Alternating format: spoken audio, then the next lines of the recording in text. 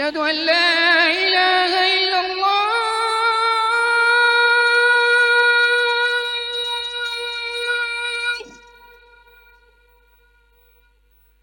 أشهد أن لا إله إلا الله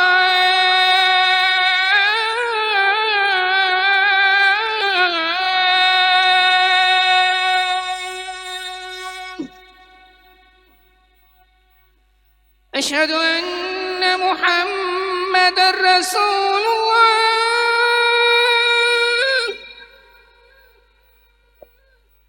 أشهد أن محمدًا رسول الله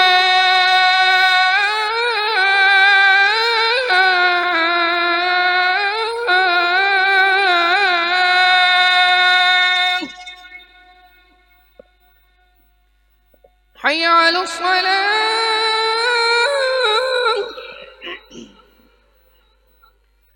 حي على الصلاة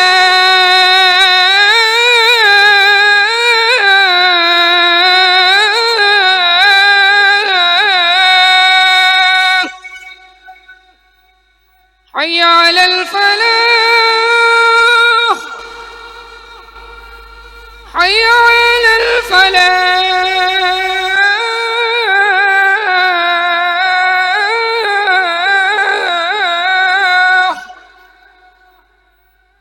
الله أكبر الله أكبر لا إله إلا الله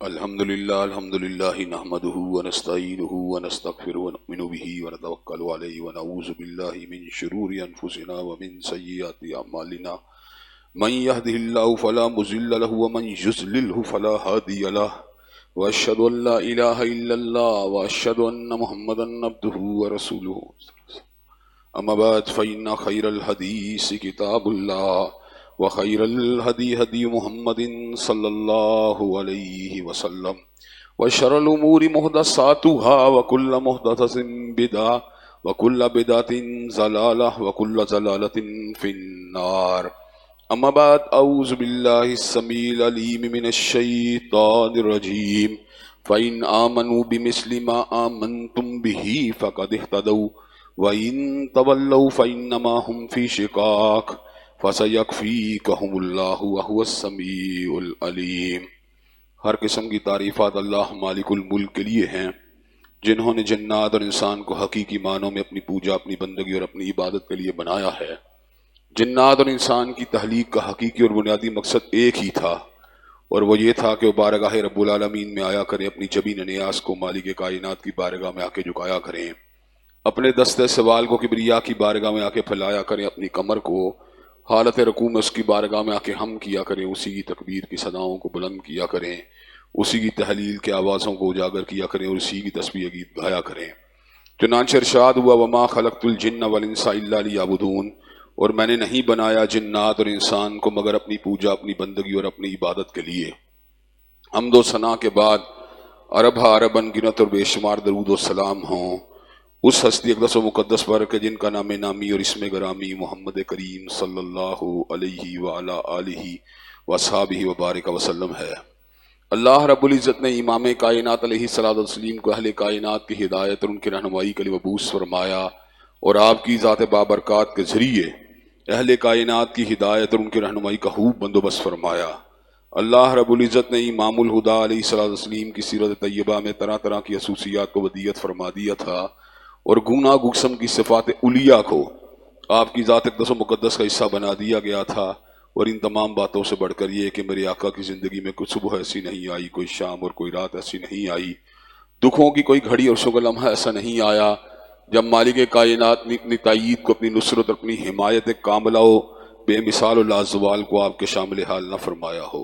اور ان تمام باتوں سے بڑھ کر یہ کہ رشک رب نے اپنی آخری کتاب حمید کو سید العرب والعجم امام المتقین والابرار حضرت اشرف الانبیاء والمرسلین جناب خاتم النبیین محمد کریم صلی اللہ علیہ وسلم قلب اطہر پر نازل فرما دیا تھا۔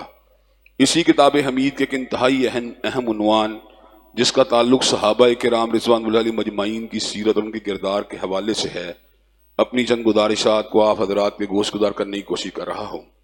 اس ضمن میں مختلف انداز سے اور مختلف پہلوؤں سے اپنے دلائل کو آپ کے سامنے رکھ کے اس بات کو واضح کرنے کی کوشش کر رہا ہوں کہ کتاب و سنت صحابہ کرام رضوان اللہ علیہم مجمعین کی منقبت کا، ان کی عزت کا، ان کی رفت کا، ان کی شان کا پوری طرح قائل ہے۔ کتاب اللہ اور سنت رسول صلی اللہ علیہ وسلم اس حوالے سے کوئی ابہام موجود نہیں ہے۔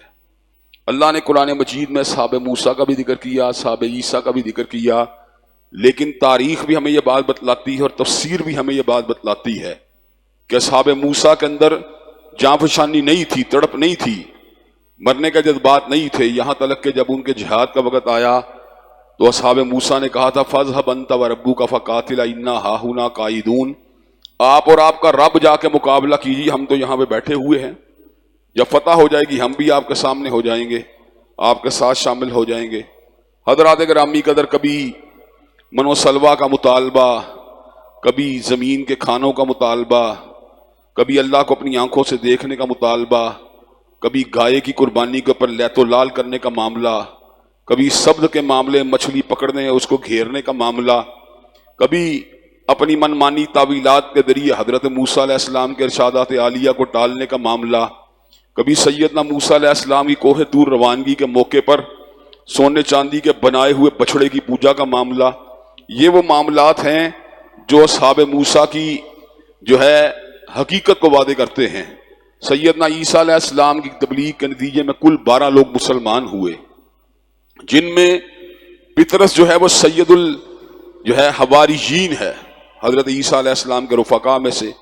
لیکن جب سیدنا عیسیٰ علیہ السلام پہ ابتلا کا وقت آیا تو پطرس نے بھی آپ سے برات کا اظہار کر دیا، اور یہودا اسکروتی نے تو باقاعدہ طور کے اوپر سیدنا عیسیٰ علیہ السلام کی مخبری کے عوض کچھ سکے بھی پکڑ لیے تھے۔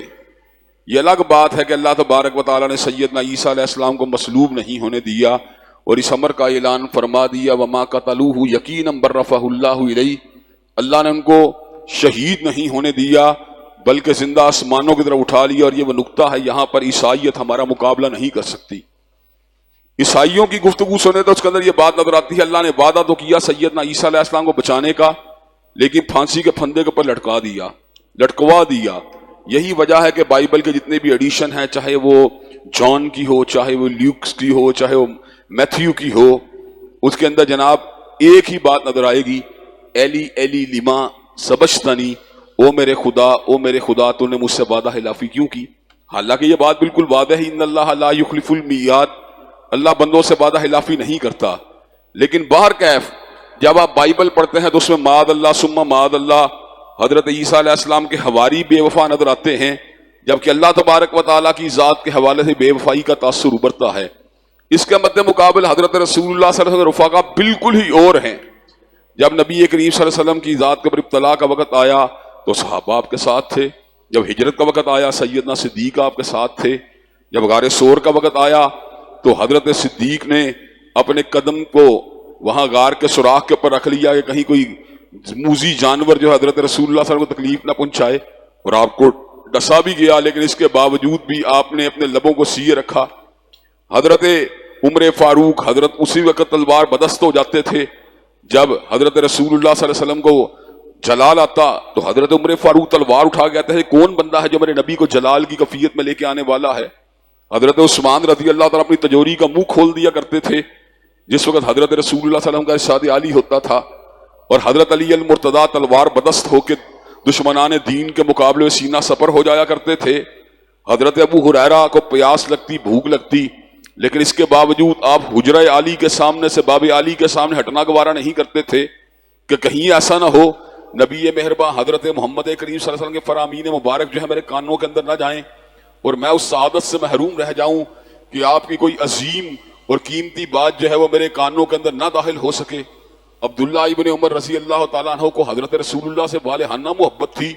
ابن عباس تو جناب اپنی خالہ میمونہ بنت الحارث کے گھر میں حضرت رسول اللہ صلی اللہ علیہ وسلم کے ہمراہ جو تھے تہجد کی نماز کے اندر بھی کھڑے ہو جایا کرتے تھے.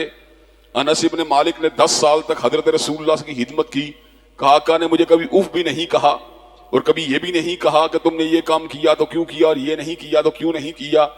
حضرات گرامی قدر صحابہ کرام رضوان اللہ علیہ مجمعین تو فداکار تھے، جانثار تھے. میدان احد کے اندر زیاد ابن سکن ہوں یا طلحہ بن عبید اللہ ہوں یا زبیر ابن عوام ہوں، ہر ایک نے اپنی چھاتی مبارک کو حضرت رسول اللہ صلی اللہ علیہ وسلم کے دفاع کے لیے تان دیا. مرد تو مرد رہے، عورتیں اتنی جانثار تھیں کہ اپنے آپ کے ادنا اشارہ یا برو کے اوپر اپنی جان کو قربان کرنا آپ کے لیے اپنے لیے باعث سعادت سمجھتی تھی. حضرات گرامی قدر یہ جو صحابہ کرام رضوان اللہ علیہ مجمعین ہیں، ان کی نسبت چونکہ رسول اللہ کی ذات کے ساتھ ہے صلی اللہ علیہ وسلم، اس لیے یہ ان کے بارے میں کوئی ایسا گمان کرنا کہ معاذ اللہ ثم معاذ اللہ یہ رتبے کے اعتبار سے کم تر تھے، یہ بہت بڑی کوتا بینی ہے. میں آپ کو ایک بات بتلاتا ہوں، فضیلتوں کے 2 سبب ہوتے ہیں. ایک سبب وہبی ہوتا ہے، ایک سبب اکتسابی ہوتا ہے. وہبی سبب کا مطلب کہ اللہ نے گفٹ کر دی کسی کو کوئی فضیلت. اکتسابی سبب یہ ہوتا ہے کہ انسان محنت کرتا رہا، کوشش کرتا رہا تو اس مقام کے اوپر پہنچ گیا. نبوت وہبی فضیلت ہے. اللہ تعالیٰ جس کو چاہتے اپنا نبی بنا دیتے. کوئی کسی کی تمنا کے ساتھ جو ہے حضرت ہارون کے علاوہ نبوت نہیں ملی کسی کو، اور حضرت ہارون کو بھی سیدنا موسیٰ کی دعا کے ساتھ ملی. حضرت ہارون کے لیے وہ وہبی ہی ہے. اللہ نے اپنی مرضی سے جس کو مرضی عطا کر دی.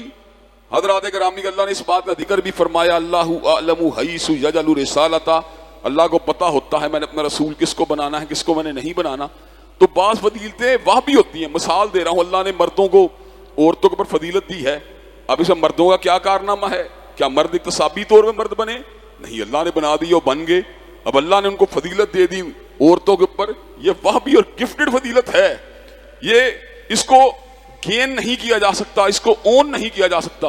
ہاں اقتصابی فضیلت یہ ہوتی ہے کہ انسان علم کو حاصل کرتا رہا، پڑھتا رہا، آگے بڑھتا رہا، ایک وقت میں بہت بڑا عالم دین بن گیا. یہ اقتصابی فضیلت ہے، اسے گین کیا گیا ہے. اس میں بھی اللہ کا فضل شامل حال ہے. لیکن اصولی طور کے اوپر جو پہلی فضیلت ہے یعنی وہبی فضیلت، وہ فقط اللہ کے حکم سے اس کی گفٹ کی شکل میں ہوتی ہے. اللہ نے کہا الرجال قوامون علی النساء بما فضل اللہ بعضهم علی بعض.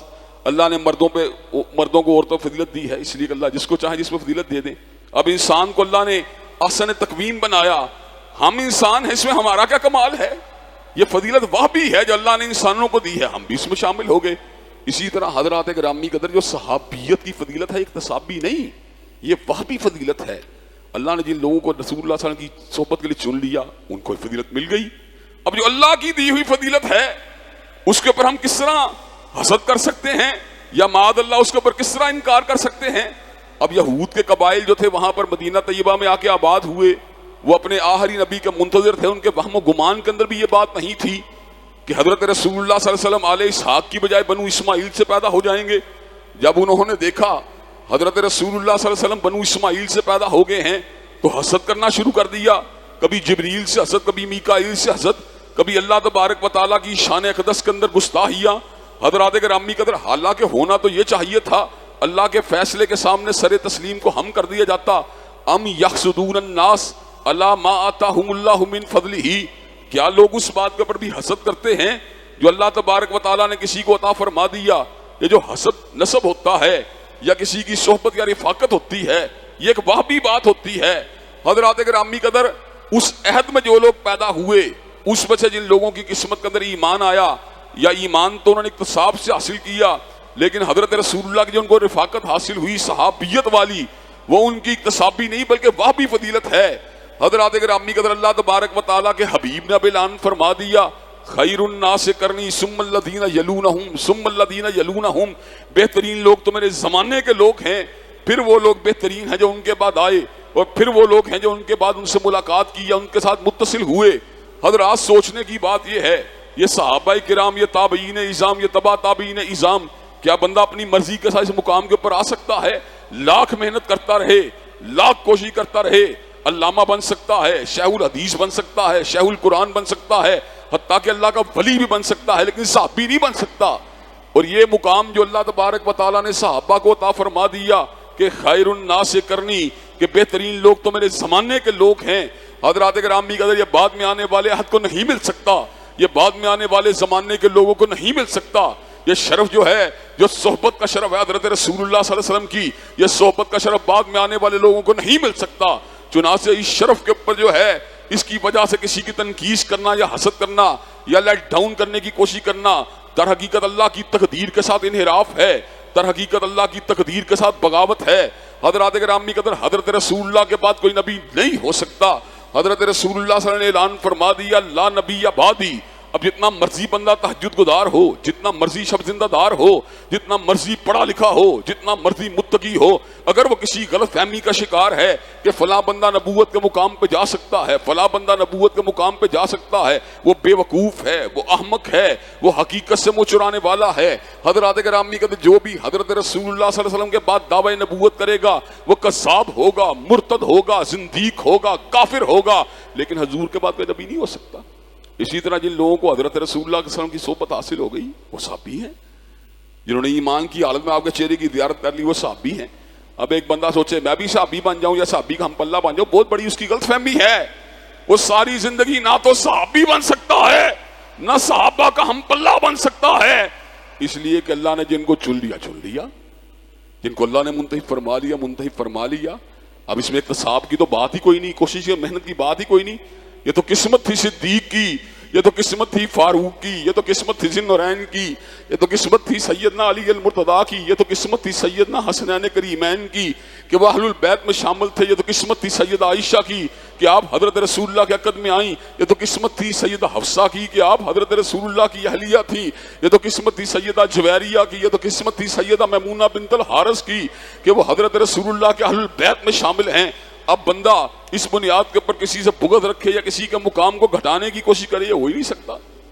حضرات گرامی قدر وہ جو نسبت ہوتی ہے خاص طور پہ علم ایمان کی نسبتیں ہوتی ہیں ان کی ایک حیثیت ہوتی ہے, اور اس حیثیت کو انسان جو ہے مخالفت یا نفرت یا عداوت کی بنیاد پر نہیں ٹال سکتا. اچھا میں آپ کو یہ بات بتاتا ہوں, حضرت سید نذیر حسین محدث دہلوی رحمۃ اللہ علیہ دلی کے اندر پڑھاتے رہے, دلی میں ان کے بہت سے شاگرد ان سے پڑھ کے گئے. اب جو علماء بعد میں آئے ان کی ایک ہی خواہش ہوتی تھی, جنہوں نے سید نذیر کے عہد کو نہیں دیکھا کہ ہم کسی ایسے بندے سے دین پڑھ لیں جس نے سید نذیر سے دین کو حاصل کیا ہو. کیا وجہ تھی؟ ان کو پتا ہوتا تھا استاد اتنا اعلیٰ ہے شاگرد بھی اعلیٰ ہوگا. اچھا آپ کہاں سے پڑھے ہیں؟ میں سید نذیر کے فلاں شاگرد سے پڑھا ہوں. واقعی یار آپ کا تو سلسلہ سند بڑا قوی ہے کہ آپ اتنے بڑے عالم کے شاگردوں سے پڑھے ہیں. اس کے بعد یہاں گجرانوالہ میں حضرت شیخ الحدیث حافظ محمد گوندلوی رحمۃ اللہ علیہ لوگوں کو پڑھاتے رہے. 70 برس تک بخاری شریف کا درس دیا. بڑے بڑے اجل قسم کے علماء نے علم کو حاصل کیا. مولانا عبدالسلام بھٹوی نے ان سے علم کو حاصل کیا. حافظ عبد المنان نور پوری نے علم کو حاصل کیا. حضرت حافظ یحییٰ میر محمدی نے علم کو حاصل کیا.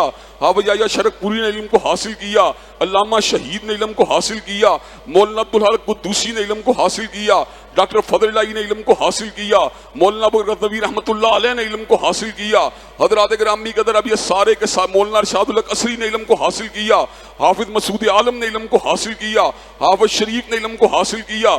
حضرات گرامی قدر اب جو لوگ تھے جو علم کو حاصل کرنا چاہتے تھے انہوں نے حافظ محمد گوندلوی رحمۃ اللہ علیہ کے عہد کو نہیں پایا تو انہوں نے کہا یار حافظ صاحب کی شاگرد سے علم کو حاصل کر لو. وجہ کیا ہے؟ یار استاد بڑا قوی تھا, اس کا شاگرد بھی بڑا قوی ہو. موجودہ دور کے شیخ الحدیث کا شاگرد تو قوی ہے اور اس سے پہلے حدیث کے استاد کا شاگرد تو بڑا قوی ہے, لیکن نبی کا صحابی نبی کی نسبت کے باوجود قوی نہیں ہے. جس نے حضور سے علم کو حاصل کیا, جس نے حضرت رسول اللہ کی صحبت کو حاصل کیا, جس نے آپ کے وقت کو حاصل کیا, جس نے آپ کے ساتھ غزوات کیے, جس نے آپ کے پیچھے نمازیں پڑھی, جس نے آپ کے چہرہ مبارک کی زیارت کی, کیا وہ بندہ جو ہے اس کی شان و جلالت جو ہے اس تنہا بات کے ساتھ وعدے نہیں ہوتی؟ حضرات گرامی قدر میں نے پہلے بھی آپ کے سامنے اس بات کو رکھا تھا اور آج پھر رکھ دینا چاہتا ہوں. حضرات گرامی قدر اس پورے کے پورے اجتماع میں جس میں 1000 1200 1500 لوگ کم از کم موجود ہوتے ہیں, حضرات گرامی قدر اس اجتماع کے اندر جو ہے ایک بندہ یا 2 بندے ایسے ہوں گے جنہوں نے زندگی کسی ایک رات کے اندر حضرت رسول اللہ کے چہرہ مبارک کی زیارت کی ہوگی, جب وہ یہ بات کسی کو خاموشی کے ساتھ سرگوشی کے ساتھ بتلائے کہ میں نے ایک رات حضرت رسول اللہ کے چہرے کی زیارت کی تھی، لوگوں کی آنکھیں کھل جائیں گی. اچھا تم نے سید العرب والعجم کے چہرے کی زیارت کی تھی؟ کیا تم نے اشرف الانبیاء کے چہرے کی زیارت کی تھی؟ کیا حضرت خاتم النبیین کے چہرے کی زیارت کی تھی؟ کیسا لباس زیب تن تھا؟ حلیہ مبارک کے اندر کیسے محسوس ہو رہے تھے؟ زلف مبارک کیسے لہرا رہی تھی؟ چہرہ مبارک کیسے جگمگا رہا تھا؟ کیا بات تمہاری ان کے ساتھ ہوئی؟ تمہارے سے کیا ان کا مکالمہ ہوا؟ حضرات گرامی قدر لوگ کہیں گے، سائیڈ کے پر ہو کے کہیں گے، یا کتنا خوش نصیب ہے کہ اس نے حالت خواب میں حضرت رسول اللہ کے چہرے کی زیارت کی ہے. جس نے زندگی کے 25-30 سالوں کے اندر، 50-60 برس کے اندر، ایک یا دو راتوں کے اندر حضرت رسول اللہ کے چہرے کی زیارت کی ہے، وہ تو خوش نصیب ہے. جس نے حقیقت کی آنکھ سے برس ہا برس تک حضرت رسول اللہ کے چہرے کی زیارت کی ہے، اس کے نصیب کا عالم کیا ہوگا؟ صدیق نے 23 برس تک حضرت رسول اللہ کے چہرے کی زیارت کی ہے. سیدنا علی المرتضیٰ نے 23 برس تک حضرت رسول اللہ کے چہرے کی زیارت کی ہے. حضرات گرامی قدر 10 برس سے زیادہ زیارت کرنے والوں میں حضرت فاروق بھی شامل ہیں، حضرت ذی النورین بھی شامل ہیں. حضرات گرامی قدر جنہوں نے برس ہا برس تک حضرت رسول اللہ کے چہرے کی زیارت کی ہے، کیا کائنات میں ان سے بڑا کوئی خوش نصیب بھی ہو سکتا ہے؟ جنہوں نے خواب میں دیکھا وہ تو خوش نصیب تھے، اور جنہوں نے حقیقت کی آنکھ سے دیکھا کیا ان کے نصیب میں کوئی شک ہو سکتا ہے؟ حضرات گرامی قدر خواب میں دیکھنے والے کے بخت کے اوپر تو شک نہیں، حقیقت میں دیکھنے والے کے بخت کے اوپر کیوں شک ہے؟ حضرات گرامی قدر یہی وجہ ہے کہ اللہ نے وہ سرٹیفکیٹ دیے صحابہ کرام کو، اور وہ مقام اور شان دی صحابہ کرام کو جو انبیاء کے بعد کسی کا نصیبہ نہیں بنی. بڑی شان دی. اور آپ کو یہ بات بتلاؤں، اولیاء اللہ کی کوئی جماعت بھی جماعت صحابہ کا مقابلہ نہیں کر سکتی، چاہے جتنی مرضی محنت کر لے، مقابلے میں نہیں آ سکتی. اس لیے کہ حضرت رسول اللہ نے اعلان فرمایا کہ میرا صحابی ایک مٹھی جو خرچ کرے تم احد پہاڑ کے برابر، سونا خرچ کرو تم صحابی کے برابر نہیں ہو سکتے. اب سونا پورا پہاڑ خرچ کر دینا، وہ صحابی کا ایک دو مٹھی جو خرچ کر دینا. عمل کی ظاہری کیفیت تو جدا ہے، لیکن باطن میں یہ ہے کہ وہ حضرت رسول اللہ کا صحابی ہے. صحابہ کرام کے بھی طبقات ہیں. فتح مکہ سے پہلے مسلمان ہونے والے، پہلے مال کو خرچ کرنے والے، کہ اسلام کی شوکت میں بھی کچھ ایام باقی تھے، ان کے مقابلے بعد میں آنے والے جو ہیں وہ ان کا مقابلہ نہیں کر سکتے. لیکن کلم وعد اللہ الحسنى، اللہ نے دونوں کے ساتھ بہترین وعدہ کیا ہے. اس کے بعد وہ صحابہ اعلیٰ جنہوں نے بیعت رضوان میں حضرت رسول اللہ صلی اللہ علیہ وسلم کے دست اقدس میں اپنے ہاتھ کو رکھا. لقد رضی اللہ عن المؤمنین اذ یبایعونک تحت الشجرہ، اللہ ان مومنوں سے راضی ہے جنہوں نے درخت کے نیچے آپ کے ہاتھ کے اوپر اپنے ہاتھ کو رکھ کے آپ کی بیعت کی ہے. پھر وہ صحابہ اعلیٰ جو بدر کے اندر شریک ہوئے، اصحاب بدر کی یہ شان ہے کہ اللہ تبارک و تعالیٰ نے ان کی خطاؤں کو معاف کر رکھا ہے. پھر ان میں اشرا مبشرہ کا مقام اعلیٰ، اور اشرا مبشرہ کے اندر سے خلفائے راشدین کا مقام اعلیٰ، اور ان کے اندر سے ابو بکر عمر عثمان کا مقام اعلیٰ. یہ مقام ہمارے بنائے ہوئے تو نہیں ہیں، یہ تو اللہ تبارک و تعالیٰ کی شان ہے. میں نے آپ کے سامنے صحیح بخاری کی حدیث کو رکھا تھا کہ محمد ابن حنفیہ رحمۃ اللہ علیہ، جو حضرت علی المرتضیٰ رضی اللہ تعالیٰ عنہ کے انتہائی عالم فاضل بیٹے ہیں، علم کے طلبگار تھے، ہر وقت حقیقت کے جو تھے معلومات کو طلب کیا کرتے تھے. آپ کا باپ باب العلم تھا، آپ کا باپ عظیم الشان عالم دین تھا، حضرت رسول اللہ صلی اللہ علیہ وسلم کے صحابی تھے اور کبار صحابہ میں شامل تھے. چنانچہ ہر لحظہ ہر لمحہ اپنے بابا سے سوال و جواب کو بھی کیا کرتے تھے. حضرت امام بخاری رحمۃ اللہ علیہ نے ان کی اس حدیث کو بخاری کا حصہ بنا دیا. پوچھا حضرت رسول اللہ صلی اللہ علیہ وسلم کے بعد کون سا انسان اعلیٰ ہے؟ کہا ابو بکر. کہا پھر کون اعلیٰ ہے؟ کہا عمر. کہا قبل اس کے کہ میرے ذہن میں یہ خیال آیا، پوچھا آپ نے سیدنا عثمان کا نام لے لیا تو میں نے کہا پھر تو آپ ہی ہوں گے. تو سیدنا علی المرتضیٰ نے انتہائی عز و انکسار کا مظاہرہ کرتے ہوئے، للہیت عاجزی انکساری کو جنم دیتی ہے، سیدنا علی المرتضیٰ نے کہا ما انا الا رجل من المسلمین، میں تو مسلمانوں کی جماعت کا آدمی ہوں. حضرت امام بخاری رحمۃ اللہ علیہ نے اس حدیث کو عبداللہ ابن عمر سے نقل فرما دیا کہ ہم عہد رسالت مآب میں ابو بکر عمر عثمان کو افضل جانا کرتے تھے. حضرات گرامی قدر، کیا ہم نے بخاری کو یہ بات سمجھائی کہ بخاری نے ہمیں یہ بات سمجھائی؟ کیا ہم نے امام مسلم کو یا محدثین کرام کو اس بات کو سمجھانے کی کوشش کی؟ نہیں، انہوں نے ہمیں یہ بات ہم تک منتقل کی. حضرات گرامی قدر، کیا ہم دین کو ادھود گھڑ سکتے ہیں؟ کیا ہم ادھود دین کے تبدیلیاں کر سکتے ہیں؟ کیا از خود ہم جو ہیں فضیلتوں کو اوپر نیچے کر سکتے ہیں؟ حضرات گرامی قدر ہم تو پابند ہیں اللہ کے رسول کی بات کے، ہم تو پابند ہیں ان روایات کے جو ہم تک منتقل ہوئی ہیں، ہم تو پابند ہیں ان محدثین کے قلم کے جنہوں نے ہم تک حضرت رسول اللہ کی حدیث کو منتقل کیا اور صحابہ کرام رضوان اللہ علیہ مجمعین کی روایات کو نقل کیا۔ آج فیصلہ کرنے کے اندر تو بھی کھڑا ہو جائے، میں بھی کھڑا ہو جاؤں، ادھر سے میں بھی بات کروں، ادھر سے تو بھی بات کروں، نہ تیری بات حجت ہے نہ میری بات حجت ہے۔ حجت کس کی بات ہے؟ حجت تو محدثین کرام کی ان کتابوں کی بات ہے جن کتابوں نے فضیلتوں کے باب کو طے کر دیا ہے۔ حضرات گرامی قدر یہ صحابہ کرام رضوان اللہ علیہ مجمعین کے بعد اہل البیت کا مقام بھی اپنی حیثیت کے اندر جو ہے بہت بلند و بالا ہے۔ اور یہاں پر یہ بات بھی بتلا دوں، عصر حاضر کے اندر اہل البیت اور صحابہ کرام میں تفریق پیدا کرنے کا کام ایک مخصوص سازش کے تحت کیا گیا، ایک مخصوص ایجنڈے کے تحت کیا گیا، وگرنہ اہل البیت بھی صحابہ کرام ہی ہیں، اہل البیت بھی صحابہ کرام ہیں۔ بنات النبی الطاہرات کیا صحابی نہیں ہیں، صحابیات نہیں ہیں؟ کیا امہات المومنین صحابیات نہیں ہیں؟ کیا حسن و حسین رضی اللہ عنہما جو ہیں وہ صحابہ کرام نہیں ہیں؟ کیا سیدنا علی المرتضیٰ صحابہ سے باہر ہیں؟ بالکل اندر ہی ہیں صحابہ کے۔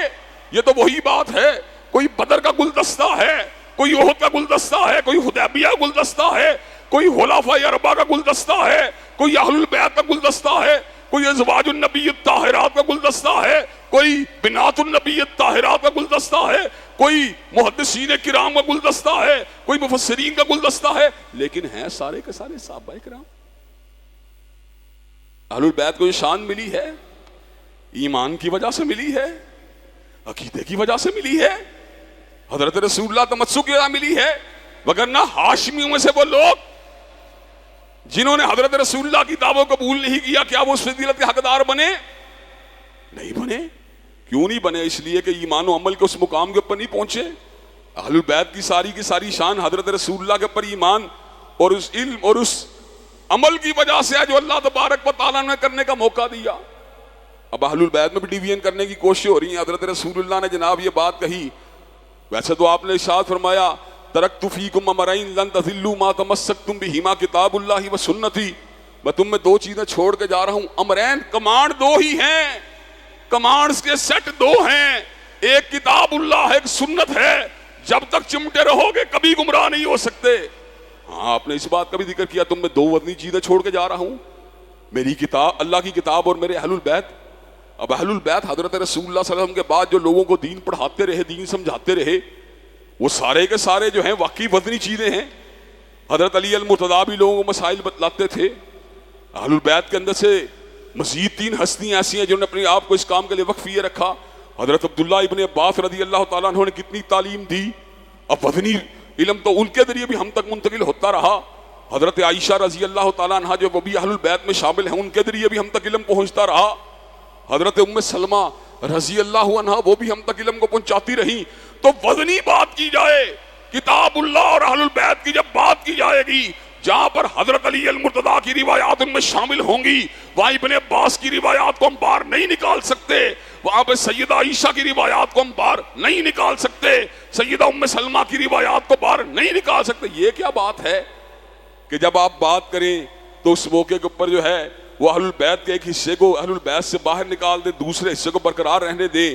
حضرات گرامی قدر، حضرت علی کی شان بلند ہے، حضرت علی کا مقام بلند ہے۔ آپ اسد اللہ الغالب ہیں، آپ چوتھے خلیفہ راشد ہیں، آپ مسلمانوں کے مقتدا ہیں، مسلمانوں کے دل کی دھڑکن ہیں، اللہ رسول کے محب ہیں اور اللہ رسول کے محبوب بھی ہیں۔ لیکن حضرات گرامی قدر، کیا اس کا مطلب یہ ہے جو اہل البیت کے اندر باقی لوگ شامل ہیں ان کو قبول نہ کیا جائے؟ کیا ازواج مطہرات جو گھر میں بیاہ کے آئی تھیں، جو اس گھر میں رہتی تھیں، جو گھر حضرت رسول اللہ کا گھر تھا، کیا ان کو اہل البیت سے باہر نکال دیا جائے؟ اہل البیت کا مفہوم جو ہے، جو سادہ سمپل مفہوم جو ہے، وہ تو قرآن مجید نے بالکل واضح کر دیا ہے۔ جس دن فرشتے جو تھے سیدنا ابراہیم کے پاس قوم لوط کے اوپر عذاب دینے سے قبل ملاقات کے لیے آئے، تو اس موقع پہ وَامْرَأَتُهُ قَائِمَةٌ فَضَحِكَتْ فَبَشَّرْنَاهَا بِإِسْحَاقَ وَمِن وَرَاءِ إِسْحَاقَ یعقوب، تو ان کی اہلیہ بھی جو تھی وہ بھی وہاں پر کھڑی تھی، موجود تھی، تو اس موقع کے اوپر ان کو بشارت دی، فَبَشَّرْنَاهَا بِإِسْحَاقَ وَمِن وَرَاءِ إِسْحَاقَ یعقوب، ان کو بیٹے اسحاق کی بشارت دی، اور پوتے یعقوب کی بشارت دی. سیدہ سارہ کے الفاظ اللہ نے کلام اللہ کا حصہ بنا دیا. یا ویلتا آلد وانا عجوز وہذا بالی شیخا ان ھذا لشیء عجیب، کہ کیا میں بچے کو جنوں گی جبکہ میں بڑھیا ہو چکی ہوں اور میرا خامن بھی بوڑھا ہے. ان ھذا لشیء عجیب، یہ تو بڑی عجیب بات ہے. فرشتوں نے مخاطب ہوئے کہا اتعجبین من امر اللہ رحمت اللہ وبرکاتہ علیکم اہل البیت، کہ اللہ کے حکم کے اوپر حیران ہوتی ہو، اللہ کی رحمت اور برکت ہو تجھ پر اہل بیت. اہل بیت کسے کہا گیا؟ سیدہ سارہ کو، وہ حضرت ابراہیم کی بیوی تھی. موسیٰ علیہ السلام جا رہے تھے کوہ طور سے، واپس آ رہے تھے، راستے کے اندر روشنی نظر آئی. اپنی اہلیہ کو مخاطب ہو کے کہا میں ذرا سامنے سے روشنی نظر آ رہی ہے، ٹھنڈی رات ہے، شاید کوئی کوئلہ مل جائے یا وہاں سے کوئی رہنمائی مل جائے. وہ سارا بھی اہلی ہی، اپنی اہلیہ کو لے کے نکلے. یہاں پہ اہل کس کو کہا گیا؟ بیویوں کہا گیا. قرآن جی نے سورہ احزاب میں کس کو اہل کہا؟ وَقَرْنَ فِي بُيُوتِكُنَّ وَلَا تَبَرَّجْنَ تَبَرُّجَ الْجَاهِلِيَّةِ الْأُولَىٰ وَأَقِمْنَ الصَّلَاةَ وَآتِينَ الزَّكَاةَ وَأَطِيعْنَ اللَّهَ وَرَسُولَهُ إِنَّمَا يُرِيدُ اللَّهُ لِيُذْهِبَ عَنكُمُ الرِّجْسَ أَهْلَ الْبَيْتِ وَيُطَهِّرَكُمْ تَطْهِيرًا. اپنے گھروں میں ٹکی رہو. وَلَا تَبَرَّجْنَ تَبَرُّجَ الْجَاهِلِيَّةِ الْأُولَىٰ، اور جاہلیت کی بے پردگی اور بناؤ سنگھار کا اظہار نہ کرو. وَأَقِمْنَ الصَّلَاةَ، نمازوں کو قائم کرو. وَآتِينَ الزَّكَاةَ، اور زکوٰۃ کو ادا کرو. وَآتِينَ اللَّهَ وَرَسُولَهُ، اور اللہ اور اس کے رسول کی اطاعت کرو. إِنَّمَا يُرِيدُ اللَّهُ لِيُذْهِبَ عَنكُمُ الرِّجْسَ أَهْلَ الْبَيْتِ وَيُطَهِّرَكُمْ تَطْهِيرًا. بے شک اللہ نے اس بات کا ارادہ کر لیا ہے تم سے ناپاکی کو دور کر دیا جائے، تمہیں طاہر و مطہر کر دیا جائے. کس کو کہا گیا؟ نبی کی بیویوں کہا گیا. وَقَرْنَ فِي بُيُوتِكُنَّ وَلَا تَبَرَّجْنَ تَبَرُّجَ الْجَاهِلِيَّةِ الْأُولَىٰ وَأَقِمْنَ الصَّلَاةَ وَآتِينَ الزَّكَاةَ وَأَطِيعْنَ اللَّهَ وَرَسُولَهُ إِنَّمَا يُرِيدُ اللَّهُ لِيُذْهِبَ عَنكُمُ الرِّجْسَ أَهْلَ الْبَيْتِ وَيُطَهِّرَكُمْ تَطْهِيرًا. بے شک اللہ نے اس بات کا فیصلہ فرما لیا ہے تم سے ناپاکی کو دور کر دیا جائے، تمہیں طاہر و مطہر کر دیا جائے. اس لیے کہ تم نبی کے گھروں میں رہتی ہو، نمازوں کو ادا کرتی ہو، زکوٰۃ کو دیتی ہو، اللہ رسول کی اطاعت کرتی ہو. اب اللہ نے فیصلہ کر دیا تو طاہر مطہر کر دیا جائے. نازل تو امہات المومنین کے لیے ہوئی، لیکن حضرت رسول اللہ صلی اللہ علیہ وسلم نے اس کو ایکسٹینڈ کیا، اس میں توسیع کی، اور اہل البیت میں کچھ اپنے مزید دل کے ٹکڑوں کو شامل فرما دیا. حضرت علی المرتضیٰ، حضرت فاطمہ الزہرا، سیدنا حسن و حسین کے اوپر چادر ڈال کے یہ بات فرما دی انما یرید اللہ لیذھب عنکم الرجس اہل البیت ویطہرکم تطہیرا. آپ بھی اہل البیت میں شامل ہو گئے. حضرات گرامی کا اس کا مطلب یہ نہیں ہوا کہ امہات المومنین اہل البیت سے نکل گئی. قرآن جی کی کئی آیات ایسی ہیں جو ایک سے زائد مقامات پہ لاگو ہوئی، ان کی مثالیں اور بھی موجود ہیں. حضرات گرامی قدر، حضرت رسول اللہ نے مسجد قباء کو تعمیر فرما دیا. اللہ نے اس امر کا اعلان فرما دیا لَمَسْجِدٌ أُسِّسَ عَلَى التَّقْوَىٰ مِنْ أَوَّلِ يَوْمٍ أَحَقُّ أَن تَقُومَ فِيهِ رِجَالٌ يُحِبُّونَ أَن يَتَطَہَّرُوا وَاللَّهُ يُحِبُّ الْمُطَّہِّرِينَ. وہ مسجد جس کو تقویٰ کی بنیاد پہ بنایا گیا، وہ اس بات کی زیادہ حقدار ہے کہ اس میں کھڑے ہوا جائے. آیت اتری تو مسجد قباء کے بارے میں تھی، لیکن آپ نے اس آیت کا اطلاق مسجد نبوی شریف کے اوپر بھی فرما دیا، اس لیے کہ اس میں بھی تقویٰ والے لوگ شامل تھے، اس میں بھی طہارت کو اختیار کرنے لوگ شامل تھے. طہارت پتہ کس طرح کرتے تھے؟ جب استنجا کرنے کے لیے جاتے تھے، پانی سے طہارت حاصل کرنے کے بعد ڈھیلے کا استعمال بھی کر لیتے تھے تاکہ بالکل ہی طہارت کمپلیٹ اور اپنی کلائمیکس کے اوپر پہنچ جائے. تو اللہ کو ان کی یہ ادا پسند آئی. حالانکہ ادا بظاہر جو تھی معمولی تھی، لیکن اللہ کو پسند آئی کہ یہ بہت طہارت کا اہتمام کرتے ہیں.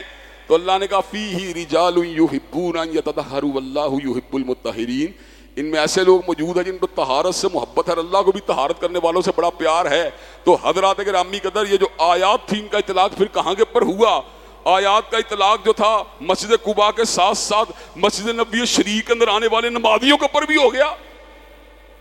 آیات اتری تو امہات المومنین کے بارے میں تھی، لیکن حضرت علی رضی اللہ عنہ کا گھرانہ بھی اس میں شامل ہو گیا، حضرت سلمان فارسی بھی ان میں شامل ہو گئے، حضرت عباس کی اولاد بھی ان میں شامل ہو گئی، حضرت عقیل کی اولاد کو بھی حضرت رسول اللہ نے شامل فرما دیا. اور جو شریعت کو متعین کرنے والا ہے، اگر وہ کوئی بات کہے ہم کون ہوتے ہیں اس کے اندر انکار کرنے والے؟ جب حضرت رسول اللہ کوئی بات فرما دے وہ حجت ہوتی ہے، وہ دلیل ہوتی ہے، وہ آئین ہوتا ہے، وہ قانون ہوتا ہے. کہ ہر لفظ شریعت بنے آ جدو نبی نے زبان ہلائی. نبی نے کہہ دیا یہ بھی اہل البیت ہے، ہم نے کہا یہ بھی اہل البیت ہے، لیکن اس کا مطلب یہ نہیں کہ حضرت علی رضی اللہ کی اولاد جو تھی اہل البیت میں شامل ہوئی تو امہات المومنین کو نکال دیا، کہ ایسی بات نہیں ہے، وہ بھی شامل ہو گئی، جن کے بارے میں آیات اتری تھی وہ شامل ہی شامل تھی، لیکن وہ بھی شامل ہو گئے جن کو حضرت رسول اللہ صلی اللہ علیہ وسلم شامل فرما دیا۔ اہل البیت کی شان بھی اپنی جگہ پر مسلم ہے کہ اہل البیت کو مزید کلوزلی، مزید ایک مکانی اعتبار سے مزید حضرت رسول اللہ کی قربت حاصل ہوئی، لیکن فقط اہل البیت کی روایات جو ہیں ان کے ذریعے حضرت رسول اللہ صلی اللہ علیہ وسلم کی سیرت کا مکمل عکس ہمارے سامنے نہیں آ سکتا۔ یہ بات میں نے پہلے بھی آپ کے گوش گدار کی ہے کہ گھر والے گھریلو زندگی کے شاہد ہوتے ہیں، عبادات کے شاہد ہوتے ہیں، نوافل کے شاہد ہوتے ہیں اور گھریلو معاملات کے شاہد ہوتے ہیں، لیکن جو دوست احباب ہوتے ہیں بیرونی زندگی کے شاہد ہوتے ہیں۔ اس لیے کمپلیٹ پکچر دیکھنے کے لیے کبھی سیدنا علی المرتضیٰ کی آنکھ کی ضرورت ہے، کبھی حسنین کریمین کی آنکھ کی ضرورت ہے، تو کبھی ابو ہریرہ کی آنکھ کی ضرورت ہے، کبھی ابن عمر کی آنکھ کی ضرورت ہے، کبھی ابن عباس کی آنکھ کی ضرورت ہے۔ جب ساری آنکھیں حضرت رسول اللہ کے چہرہ مبارک کو، آپ کی سیرت مبارک کو، آپ کے سراپے مبارک کو دیکھیں گی، پھر ایک کمپلیٹ پکچر سامنے آئے گی آپ کے سراپے کی، آپ کی سیرت کی، آپ کی صورت کی، آپ کے کردار کی۔ اب آپ مجھے یہ بات بتلائیے، ہم سپوز کر لیتے ہیں وقتی طور کے اوپر رافضیوں کے نریٹو کو قبول کر لیتے ہیں کہ واقعی یار صحابہ کرام نہیں ان کو بھی نہیں ہم مانتے، امہات المومنین کی بات کو بھی نہیں مانتے، فقط سیدنا علی المرتضیٰ اور ان کے گھرانے کی بات کو ہم مانتے ہیں۔ اب آپ مجھے بات بتائیں، حضرت رسول اللہ نے غسل جنابت کیا، کیا سیدنا علی المرتضیٰ اور آپ کی اولاد اس بات کو روایت کرے گی؟ یہ تو شرم و حیا کے بات جو ہے ہم آہنگ نہیں، یہ بات حضرت رسول اللہ کی بیویاں تو بتا سکتی ہیں، کوئی اور نہیں بتا سکتا۔ تو اس کا مطلب یہ ہے کہ ہمیں ہر اس رشتے کی گواہی کی ضرورت ہے، ہر اس تعلق اور ناطے کی ضرورت ہے جس نے حضرت رسول اللہ کے ساتھ وقت کو گزارا ہے۔ آپ کی سیرت و کردار پورا ہمارے سامنے آ جائے گا، پھر پتہ کیا ہوگا، لَقَدْ كَانَ لَكُمْ فِي رَسُولِ اللَّهِ أُسْوَةٌ حَسَنَةٌ، پھر حضور کی زندگی ہمارے لیے مکمل نمونہ ہے۔ اچھا پھر آپ کو بتاؤں، آدمی جو بہت بڑا عالم ہوتا ہے اس کے تلامذہ کی دو قسمیں ہوتی ہیں، ایک ارشد تلمیذ، ارشد تلامذہ یعنی یہ بہت قریبی شاگرد ہوتے ہیں، اور پھر عام شاگرد بھی ہوتے ہیں۔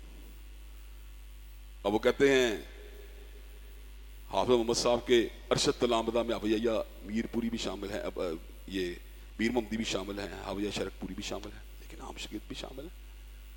اس طرح ائمہ کی بات بھی ہے، حضرت امام ابو حنیفہ رحمۃ اللہ علیہ کے ارشد تلامذہ کے اندر قاضی ابو یوسف امام محمد شامل ہیں، لیکن دیگر لوگ بھی شامل ہیں۔ امام ابن قیم رحمۃ اللہ علیہ کے ارشد تلامذہ میں ابن کثیر بھی شامل ہے، ابن قیم بھی شامل ہے، ابوذہبی بھی شامل ہے، لیکن اور لوگ بھی شامل ہیں۔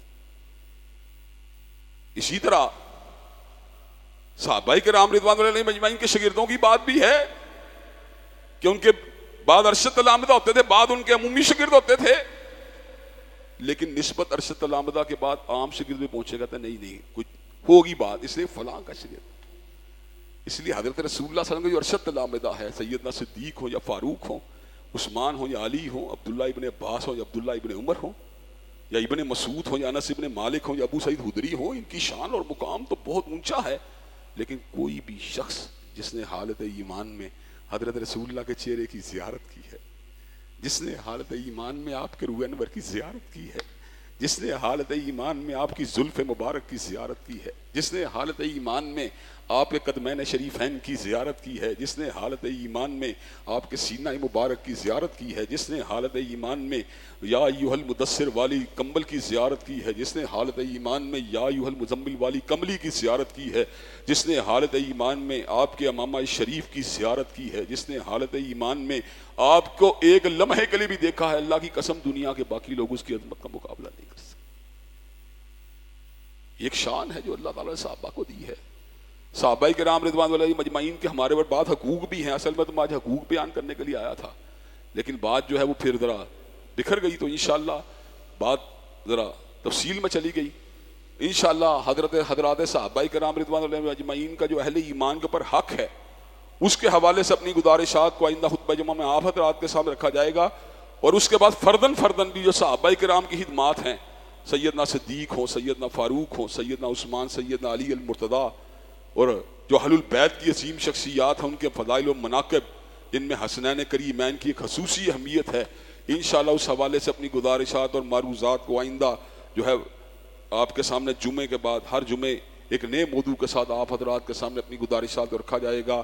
اللہ تبارک و تعالی ہم سب کو صحابہ کرام رضوان اللہ علیہ مجمعین کے مقام، منصب اور شان کو پہچاننے کی توفیق دے. وآخر دعوانا الحمدللہ رب العالمین. الحمدللہ نحمده ونستعینه ونستغفره ونؤمن به ونتوکل علیہ ونعوذ باللہ من شرور انفسنا ومن سیئات اعمالنا من يهده الله فلا مضل له ومن يضلل فلا هادي له واشهد ان لا اله الا الله واشهد ان محمدا عبده ورسوله. اما بعد فان خير الحديث كتاب الله وخير الهدي هدي محمد صلى الله عليه وسلم وشر الامور محدثاتها وكل محدثة بدعة وكل بدعة ضلالة وكل ضلالة في النار. حضرات گرامی قدر، حضرت رسول اللہ صلی اللہ علیہ وسلم اس دنیا کے لوگوں کے لیے ایک حجت تھے، ایک رہنما تھے. آپ کی ذات جو ہے شریعت کو سمجھنے کے لیے ایک منبع حقیقی کی حیثیت رکھتی ہے. کتاب اللہ کے بعد آپ کی سنت مبارکہ کی ایک آئینی، ایک قانونی حیثیت ہے. اس سنت کو جاننے کے لیے ہمیں ان شخصیات کی ضرورت ہے جنہوں نے اس سنت کو اپنی آنکھوں سے دیکھا ہو. جن ہستیوں نے ان چیزوں کو اپنی آنکھوں سے دیکھا تھا وہ ہستیاں صحابہ کرام کی ہستیاں. صحابہ کرام رضوان اللہ علیہم مجمعین نے حضرت رسول اللہ کے چہرے کی زیارت کی تھی حالت ایمان میں، اور آپ کے ہر زندگی کے پہلو کو انہوں نے لوگوں تک منتقل کیا. اللہ نے کہا لقد کان لکم فی رسول اللہ اسوۃ حسنہ، تم لوگوں کے لیے رسول اللہ کی زندگی بہترین نمونہ ہے. اب وہ لوگ جو حضرت رسول اللہ کی سیرت کے شاہد تھے، اگر ان کی ایمانت، دیانت، صداقت مجروح ہو جائے تو بتائیں کیسے اعتبار کیا جائے گا؟ پھر بہت مشکل ہے سیرت کو پہچاننا. اب قرآن مجید جو ہے وہ بھی ہم تک صحابہ کرام کے ذریعے پہنچا ہے. وہ اس کو ضبط کیا، اس کو تحریر کیا، اس کو ہم تک منتقل کیا. یہ اللہ نے کام ان ہستیوں سے لیا جو انتہائی چنی ہستیاں تھیں. اللہ نے ان کو چنا تھا اس کام کے لیے. اب اللہ نے ان کو ایک مقام دے دیا، ہم اس مقام سے جیلس ہوں یا اس مقام کی کو پہچاننے سے انکار کرنے سے فرق کوئی نہیں پڑتا. خیر الناس کرنی ثم الذین یلونہم ثم الذین یلونہم، بہترین لوگ تو میرے زمانے کے لوگ ہیں. اور یہ لاجیکل بات ہے کہ بہترین لوگ وہی ہو سکتے ہیں جو بہترین کے ساتھی ہوں. یہ تو نہیں ہو سکتا کہ بہترین کے ساتھی نعوذ باللہ آپ بدترین قرار دے دیں ان کو. بدترین لوگ وہ تھے جنہوں نے بہترین کی زیارت کی. یہ کس طرح کا فلسفہ ہے؟ یہ فلسفہ جو ہے وہ عقلی طور پہ ناقابل قبول ہے. پھر یہ بات سمجھنا کہ وہ ایک مٹھی بھر لوگ تھے، 3-4 لوگ تھے جنہوں نے ایمان اسلام کو قبول. اللہ تعالیٰ اس بات کو نہیں مانتا. اذا جاء نصر اللہ والفتح ورأیت الناس یدخلون فی دین اللہ افواجا، لوگ فوج در فوج دین میں داخل ہوئے. اب یہ کیسے کہا جا سکتا ہے کہ چند لوگ تھے؟ پھر اللہ نے کہا فتح مکہ سے پہلے کے مسلمان ان کا مقام اعلیٰ ہے، لیکن بعد والوں سے بھی اللہ کا وعدہ اچھا ہے. اس کا مطلب یہ ہے اللہ نے مجموعی طور پہ صحابہ کے ایک عظیم جماعت کی بات کی ہے. اب اس جماعت میں سے اپنی مرضی کے لوگوں کے ذکر کیا جائے اور اپنی مرضی کے لوگوں کو جو ہے نظر انداز کر دے، طریقہ درست نہیں. وگرنہ دنیا کے اندر جتنے بھی گروہ ہیں وہ یہی کام کر رہے ہیں. مسیحیوں کو دیکھیں، کیا ان کی نسبت کسی معمولی ہستی کے ساتھ ہے؟ نہیں. آیت من آیت اللہ کے ساتھ، روح اللہ کے ساتھ، کلمت اللہ کے ساتھ، عبد اللہ کے ساتھ. حضرت عیسیٰ کا مقام تو بہت بلند ہے، لیکن انہوں نے شان میں غلوف کیا، باقیوں کو اگنور کیا. حضرت رسول اللہ کو انہوں نے نظر انداز کیا، اس لیے اللہ نے ان کے غلوف کو قبول نہیں کیا. دین جو ہے حقیقت پسندی کا نام ہے، دین جو ہے معرفت حق کا نام ہے. حضرت علی المرتضیٰ کی شان کو قبول کرنے کے ساتھ ساتھ ہمیں ابو بکر عمر عثمان کی شان کو بھی تسلیم کرنا ہوگا. سیدنا حسنین کریم کی شان کو قبول کرنے کے ساتھ ساتھ ہمیں ابن عمر ابن عباس کی شان کو بھی قبول کرنا ہوگا، تاکہ ہم پوری طرح حضرت رسول اللہ کی سیرت و کردار سے جو ہے وہ آگہی کو حاصل کر سکیں. یہ الگ بات ہے، بات کا مقام بات سے بلند ہے کہ امت میں سب سے بلند مقام کے اوپر خلفائے راشدین ہیں، ابو بکر عمر عثمان علی کا ہم پلہ کوئی بھی نہیں ہے. لیکن اس کا مطلب یہ نہیں کہ باقی صحابہ کرام کی شان میں تنقید شروع کر دی جائے یا باقیوں کو کمتر قرار دے کر ان کو جو ہے معاذ اللہ دار اسلام سے بھی باہر نکال دیا جائے، ان کو منافقوں میں اور ان کو کافروں میں شامل کر لیا جائے. یہ نہیں ہو سکتا. اگر ہم یہ کام کریں گے تو حضرت رسول اللہ کی سیرت و کردار کی پوری ایک نقشہ ہمارے سامنے نہیں آ سکتا. اس لیے محدثین بھی اسی اصول پہ رہے، انہوں نے تابعین کے بارے میں غور کیا کہ یہ راوی جو ہے اس کی حدیث قبول کی جائے کہ نہ کی جائے، انہیں تبع تابعین کے بارے میں بھی غور کیا کہ اس کی روایت قبول کرے گا نہ کرے. لیکن جب صحابی کا ذکر ہے، نہیں صحابی کا ہے، صحابی کے بارے میں ڈیبیٹ نہیں. چنانچہ سیدنا معاویہ کی روایات بخاری کے اندر بھی ہیں، مسلم کے اندر بھی ہیں. مشاجرت صحابہ کے باوجود بھی محدثین ان سے حدیث لیتے تھے. اس کا مطلب یہ ہے ان کو بالکل صحابیت کا مقام ایسا مقام ہے جہاں پہ قلم کی عظمت جو ہے وہ جھک جاتی ہے. صحابیت کا مقام وہ مقام ہے جہاں پہ قلب و نظر کے اندر احساس ذمہ داری پیدا ہو جاتا ہے. صحابیت کا مقام وہ ہے جس کے اوپر کوئی ولی اللہ نہیں پہنچ سکتا. صحابیت کا مقام کوئی تصابی نہیں، وہابی مقام ہے. اس لیے ہمیں حضرت رسول اللہ کے ہر صحابی سے محبت کرنی چاہیے. اور صحابہ کے حقوق کے بارے میں انشاءاللہ آئندہ جو میں آپ کے سامنے مفصل اپنی گزارشات کو رکھوں گا. اللہ تعالیٰ میں مقام صحابہ کو پہچاننے کی توفیق دے. یاسر کلیم بھائی جو ہیں وہ مسجد تعمیر کر رہے ہیں، پچھلے جمعے بھی آئے تھے، اس جمعے بھی آئے ہیں. تمام دو ساتھی اپنی اپنی بساغ ان کے ساتھ تعاون کریں. ان اللہ یامر بالعدل والاحسان وایتاء ذی القربی وینہی عن الفحشاء والمنکر والبغی. سبحان ربک رب العزۃ عما یصفون والسلام علی المرسلین والحمد للہ.